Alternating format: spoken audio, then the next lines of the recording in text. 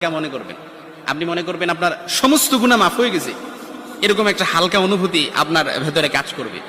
খুশি যেন মনে হয় না?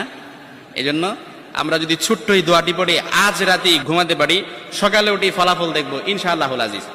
আমি যদি আপনাদেরকে হাদিসের টেক্সট শোনাই, হযরত যায়েদ রাদিয়াল্লাহু তাআলা আনহু থেকে বর্ণিত, রাসূল সাল্লাল্লাহু আলাইহি সাল্লাম বলেন, হাদিসের স্পষ্ট ন্যারেশন হচ্ছে, যে ব্যক্তি রাত্রিবেলা 3 বার এই দোয়াটি পড়ে ঘুমিয়ে যাবে, সকালে উঠে আল্লাহ তাআলা তার সমস্ত গুনাহ মাফ করে দিবে। সুবহানাল্লাহ বাড়িতে যায় বললেন। এই জন্য আজ রাতেই যদি এই দোয়াটি পড়ে ঘুমাতে পারেন, সকালে উঠে ফলাফল দেখবেন ইনশাআল্লাহুল আজিজ। দোয়াটি আমরা সবাই পারি, তবে আপনাদের মনোযোগ আকর্ষণ, আপনারা একটু আমার দিক অ্যাটাচমেন্ট বাড়ান।